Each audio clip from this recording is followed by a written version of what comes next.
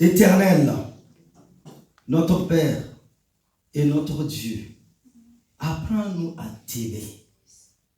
Apprends-nous à te servir dans la puissance de ton Esprit Saint, comme tu l'as fait avec la première église, comme tu l'as fait avec Paul, Pierre, Jacques, Jean et les autres. À cette soirée encore, nous nous attendons à ta visitation divine.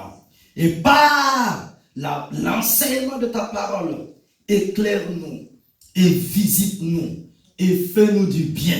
Et que la magnificence revienne à toi seul. Et au nom de Christ Jésus, nous t'avons prié. Et que l'assemblée du peuple de Dieu dise Amen. Amen. Gloire à Dieu. Veuillez vous asseoir, s'il vous plaît. Gloire à Dieu. Que Dieu vous bénisse encore. Amen. Pour ceux et celles qui étaient là, mercredi, le vent du Saint-Esprit a soufflé. Amen. Et ce soir encore, Dieu va faire quelque chose. Amen. Dans la vie de quelqu'un. Amen. Dans la vie de quelqu'une. Amen. Et sois béni pour tous ceux et toutes celles qui ont pu gêner jeudi et aujourd'hui vendredi. Tu vas vivre quelque chose de puissant. Amen.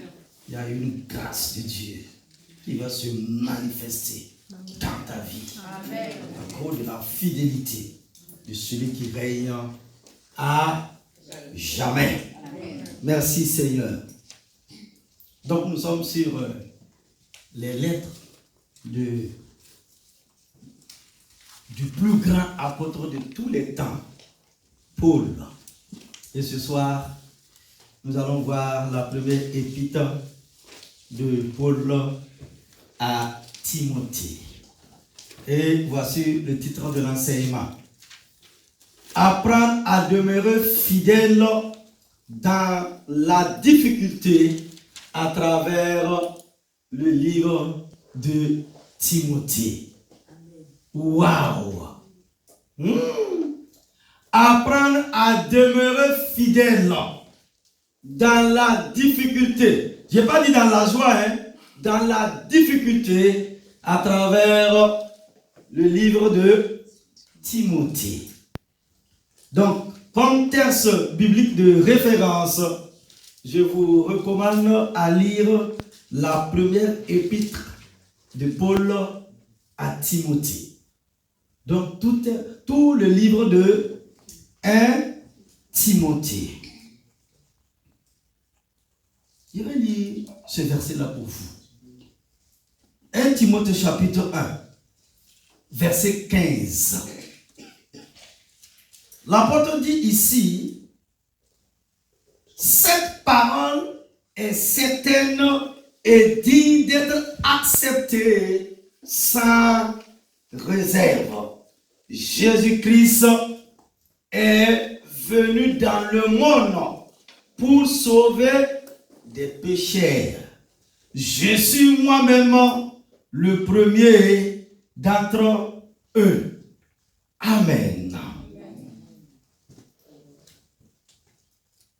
Gloire à Dieu.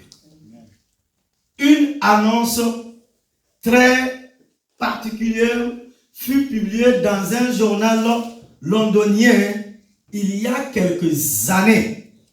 Elle était signée par le célèbre explorateur de l'Arctique, Ernest Shackleton. Et c'est ce qui lui valut son succès. La voici. Recherchons homme, j'ajoute femme, acceptant maigre salaire pour voyage périlleux dans le froid glacial. Plusieurs mois dans l'obscurité. Danger constant. Retour sain et sauf peu probable.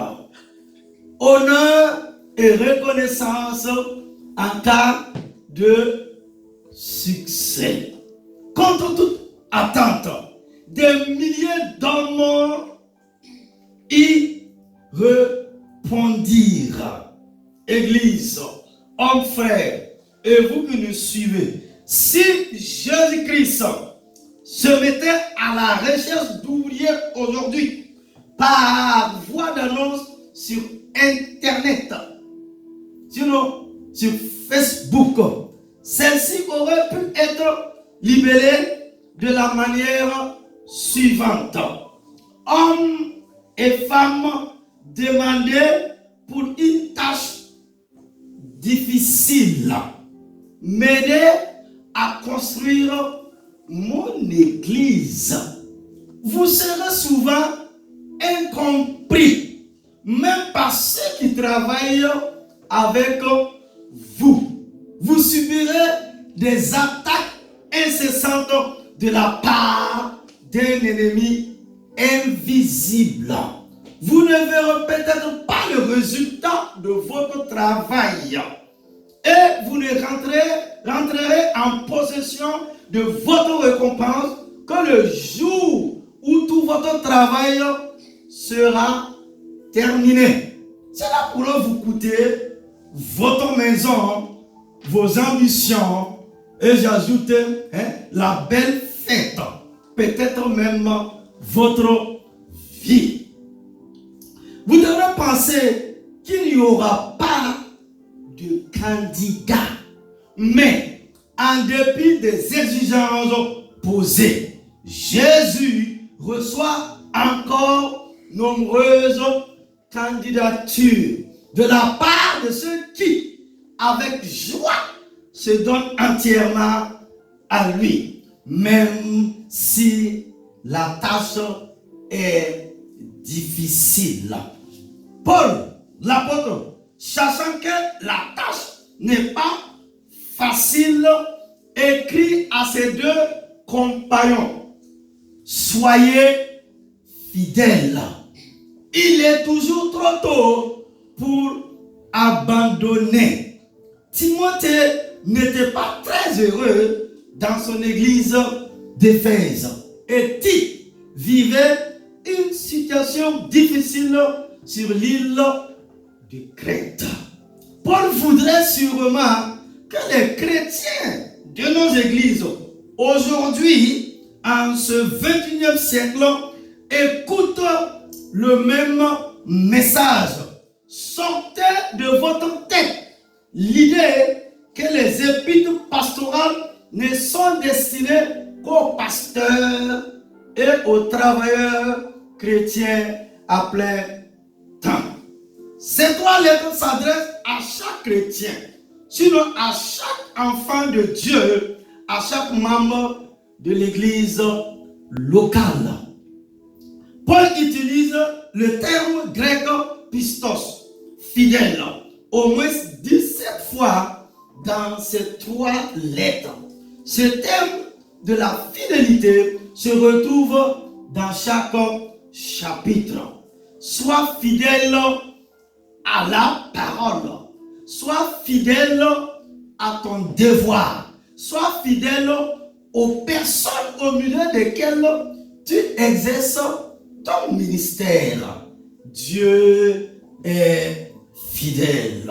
C'est ce que je vous propose de voir en 2 points à travers l'enseignement de cette soirée. Premièrement, sur nos grandes heures, demeure fidèle à ton service. Waouh! Dis à ton voisin, dis à ta voisine, demeure fidèle à ton service.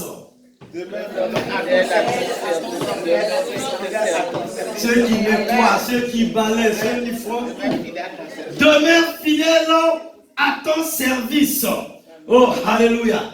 Jésus est de toute évidence le plus grand des maîtres pour lequel n'importe qui peut travailler. La tâche de construire son église est certainement le plus grand défi pour lequel un croyant, sinon un chrétien, peut donner sa vie. Timothée était un jeune homme ayant répondu à l'appel du Christ, il voulait l'aider à construire son église. Il était un des compagnons personnels de l'apôtre Paul. À l'instar de Tite, Timothée se donnait corps et âme pour accomplir ses tâches dans les églises que Paul avait fondées. Timothée avait été élevé dans une famille croyante, sinon dans une famille chrétienne. 2 Timothée chapitre 1, verset 5. Paul lui-même l'avait amené à la foi en Christ. Ce qui explique que Paul l'appelait mon véritable enfant dans la foi. 1 Timothée 1, 2. Timothée avait une mère juive et un père grec. Il était tellement dévoué à Christ que les chefs de la communauté locale le recommandèrent à Paul. Paul l'accueillit alors à son staff missionnaire. Actes au chapitre 16, verset 1 à 5. Il répétait fréquemment aux jeunes hommes qu'il avait été choisi pour ce ministère. Timothée était fidèle au Seigneur et manifestait un profond intérêt pour le peuple de Dieu. Mais malgré son appel, malgré son intime collaboration avec l'apôtre Paul et malgré ses dons spirituels, Timothée était souvent en proie au découragement. Lors de leur dernière rencontre déjà, Paul l'avait encouragé à rester à Éphèse pour y terminer son travail. Apparemment, Timothée avait des problèmes de santé. 1 Timothée 5, 23. Et des périodes de découragement. En outre, on a l'impression que certains membres de l'église n'accordaient pas à leur jeune pasteur le respect dû à un serviteur de Dieu. 1 Timothée 4, 12. Éphèse était loin d'être un poste facile pour un pasteur. À titre personnel, je doute qu'il existe des postes faciles pour les pasteurs. La ville était entièrement vouée au culte de Diane, la déesse protectrice de l'instinct sexuel. Les représentations laxives qu'il a dépeignées contribuaient largement à cette immoralité sexuelle générale qui régnait dans la ville. Actes au chapitre 19. Paul avait abattu un grand travail durant ses 3 ans de ministère à Éphèse, de sorte que tous ceux qui habitent la province d'Asie entendirent la parole du Seigneur. Il n'était pas facile pour Timothée de succéder à un homme tel que l'apôtre Paul. Évidemment, Satan aussi avait ses ouvriers dans la ville. Dès lors qu'il y a des possibilités de progrès spirituel, Satan est d'office présent pour dresser des obstacles. 1 Corinthiens 16, 8. Paul écrivit la lettre que nous intitulons 1 Timothée. D'abord pour encourager Timothée. Ensuite, pour lui expliquer comment il faut administrer une église locale, mais aussi pour lui permettre de renforcer sa propre autorité en tant que serviteur de Dieu. Dans le chapitre 1, Paul expose en détail les 3 responsabilités du pasteur et de la communauté d'une église locale. Et nous arrivons au grand 2. Deuxièmement, grand 2, effectuer un service conforme à sa parole. Waouh! Enseigner une doctrine saine. 1 Timothée 1, 1 à 11. Qu'il s'agissait des responsables et de ses accompagnants et la prescription de Jésus-Christ pour son Église.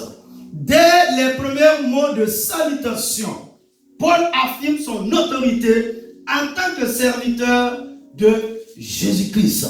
Ceux qui créaient des ennuis à Timothée devaient se rappeler que leur pasteur était là, à cette place, parce que Dieu l'y avait mis, parce que Dieu est aussi à la source de l'autorité. Paul était un apôtre, quelqu'un que Dieu avait envoyé, chargé d'une mission spéciale.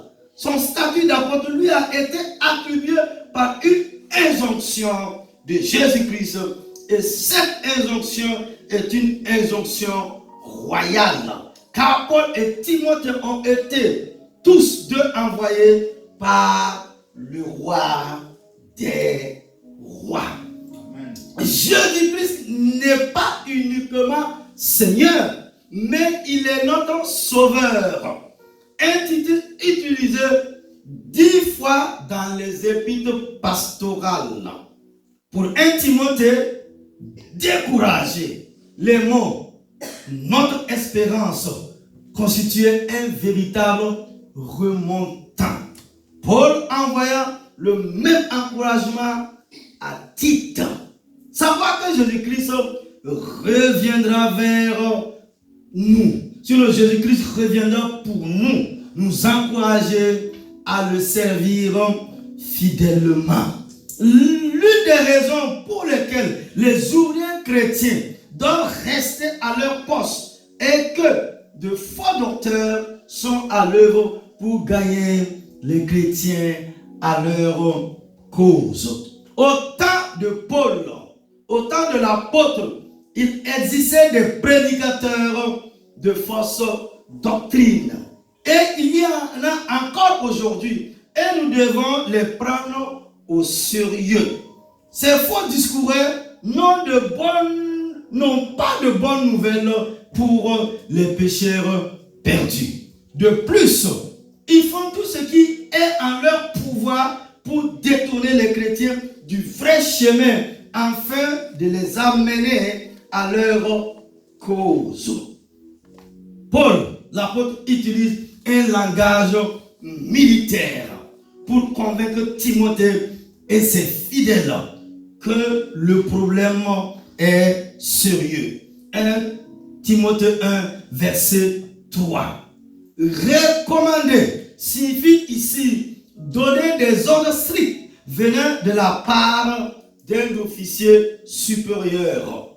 Paul utilise ce mot 8 fois dans ses 2 lettres à Timothée. Il veut ainsi transmettre l'idée suivante.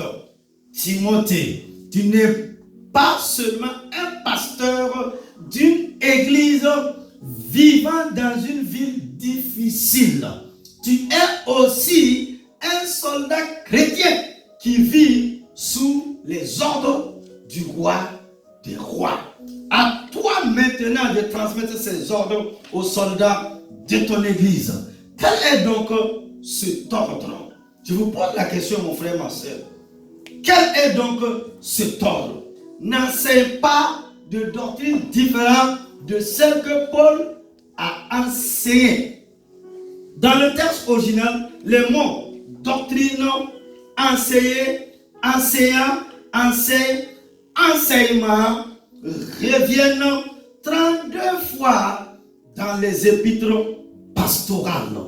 Dans l'église primitive, sinon dans la première église, on enseignait aux croyants la parole de Dieu et la signification des vérités essentielles du christianisme.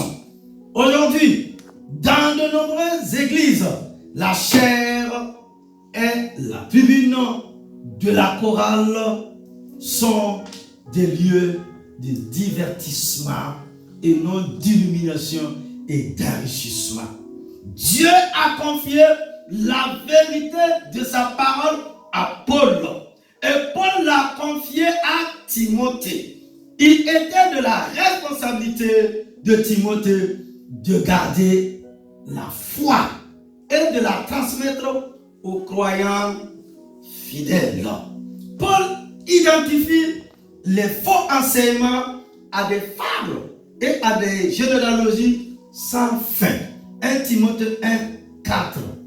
Tite a dû affronter ce même type d'enseignement en Crète.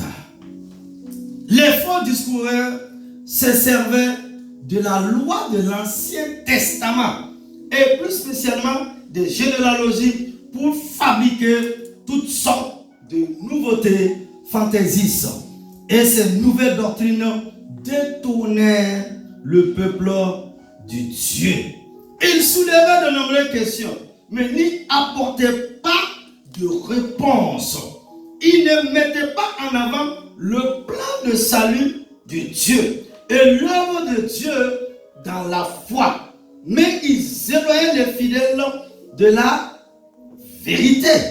Au lieu de produire l'amour, la pureté, une conscience bonne et une foi sincère, ces doctrines nouvelles étaient donc de division, d'hypocrisie et créaient toutes sortes de problèmes.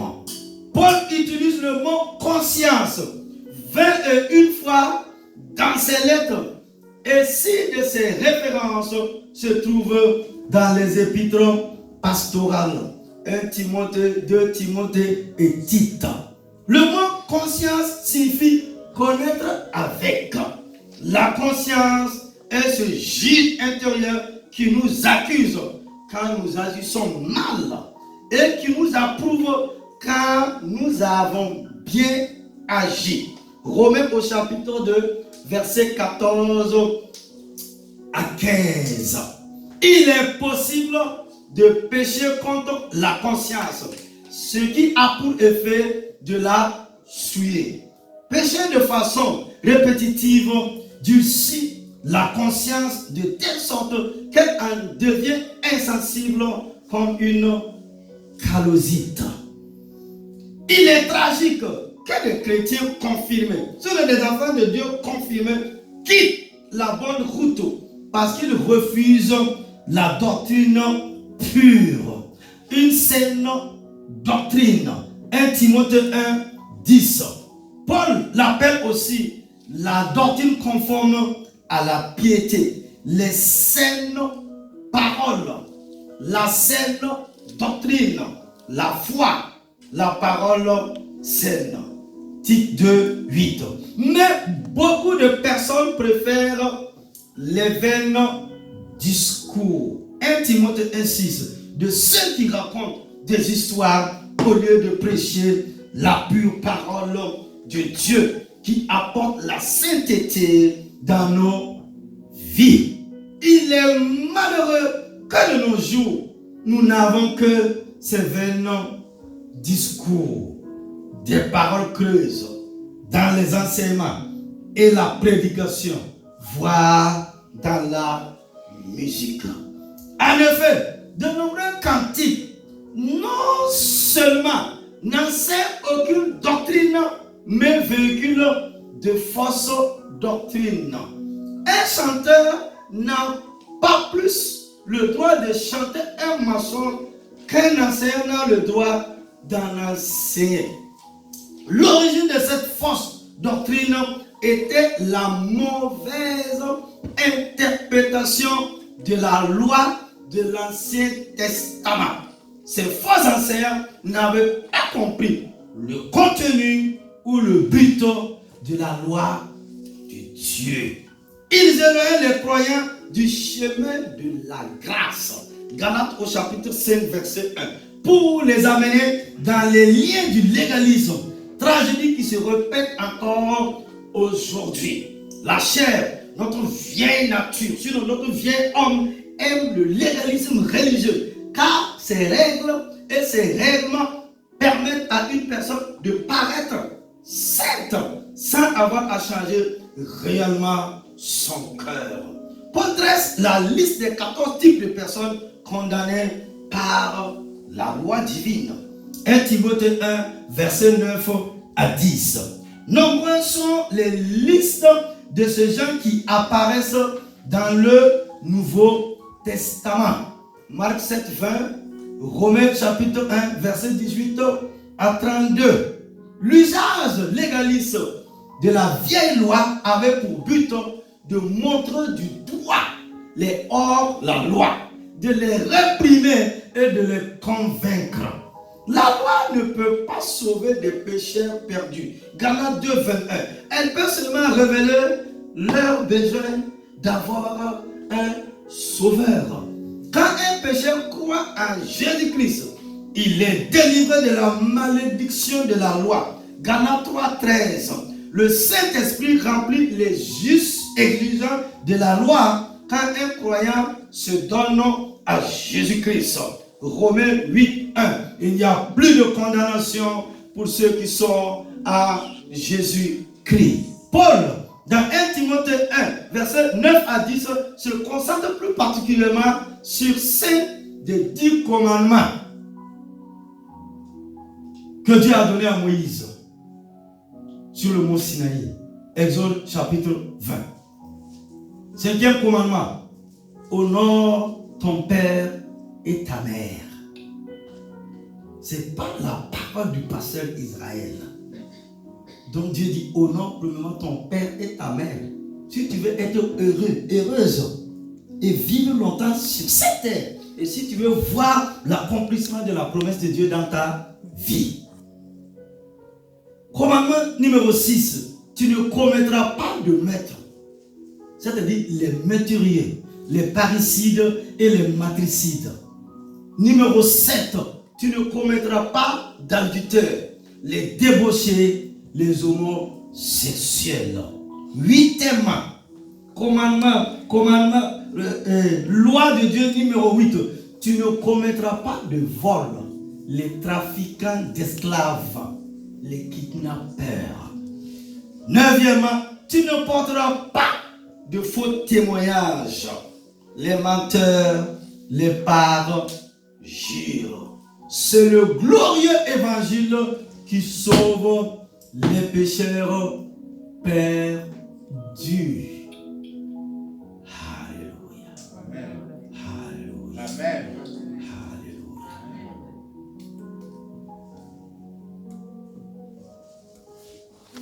Ce que la parole de Dieu dit, ce que Dieu dit, ce que Dieu accomplit.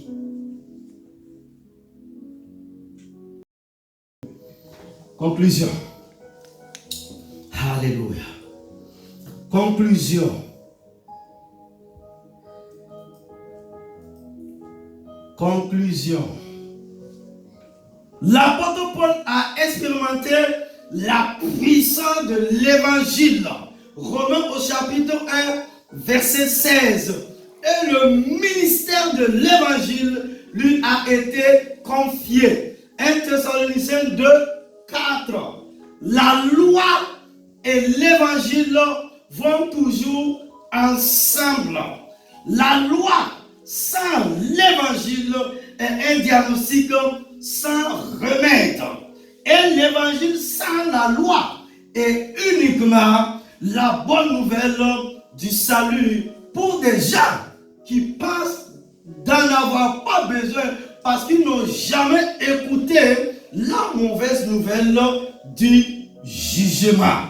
La loi n'est pas l'évangile, mais l'évangile n'est pas sans loi. Romains au chapitre 3, verset 20 à 31.